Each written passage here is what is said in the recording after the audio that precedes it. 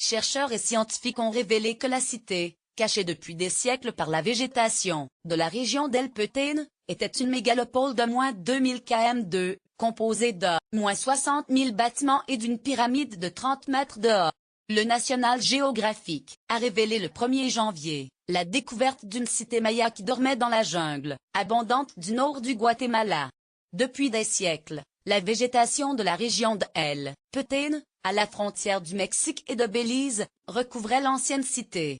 Malgré des décennies à chercher dans les forêts tropicales, aucun archéologue n'avait été capable de mettre à jour ces sites.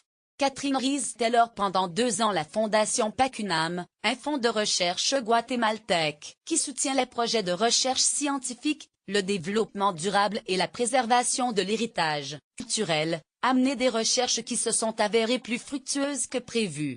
À l'origine, les chercheurs espéraient trouver des systèmes souterrains dont les histoires des Mayas font souvent allusion, mais dont l'existence n'avait jamais été confirmée, explique le National Geographic. Personne ne prévoyait la découverte d'un tel héritage culturel et historique.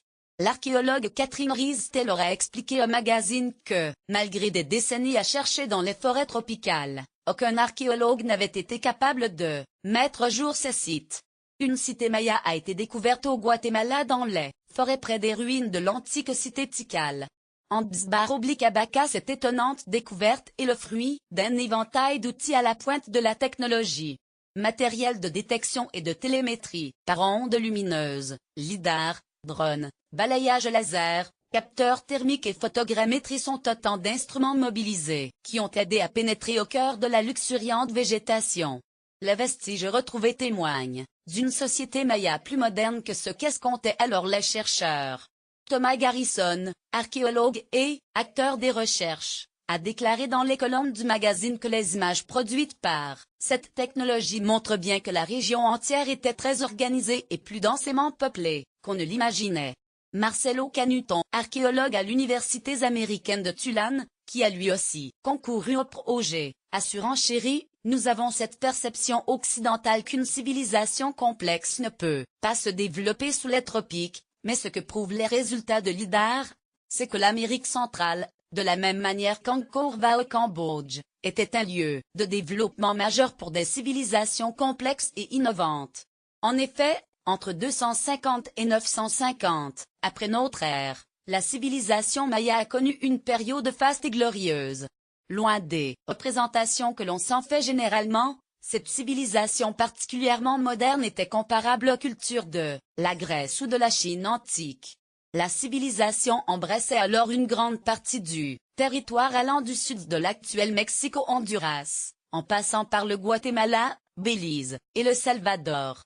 L'arbre qui cache la cité. Les premières études de ces ruines ont révélé que la cité devait être composée de moins 60 000 bâtiments, maisons, palais et pyramides.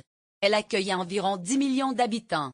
Cette mégalopole homogénéisée par de nombreuses voies s'étendait sur au moins 2000 km2.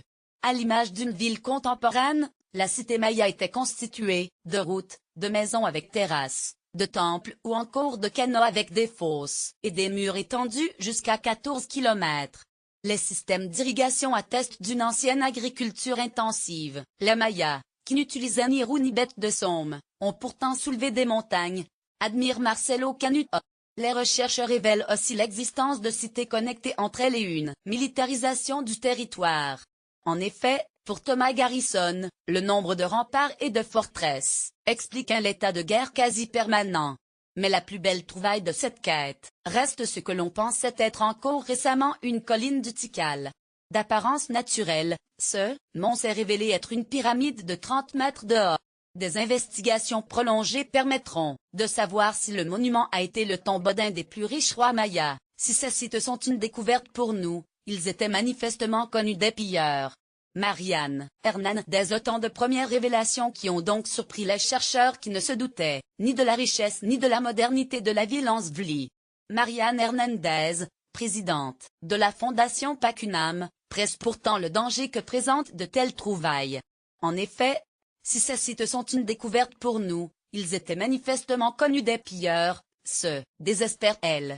Autre menace manifeste pour cet endroit, la déforestation du Guatemala qui perd 10% de ses forêts par an. Cette perte d'espace naturel s'accompagne d'individus qui brûlent et coupent la végétation des forêts pour y créer des espaces habitables.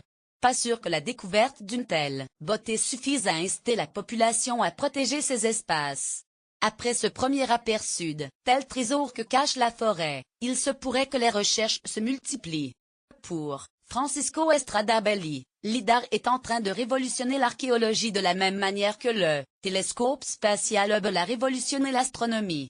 Selon l'archéologue à l'université de Tulane et explorateur national géographique, plus d'une centaine d'années nous seront nécessaires pour traiter et analyser toutes les données recueillies dans cette région et comprendre véritablement ce que nous voyons.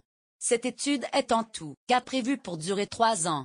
Elle dévoilerait les contours plus nets d'une surface de 14 000 km2 sur laquelle les Mayas s'étaient établis. Espérons que d'autres joyaux soient découverts. En attendant, le National Geographic diffusera un documentaire inédit sur ses recherches le 4 mars prochain.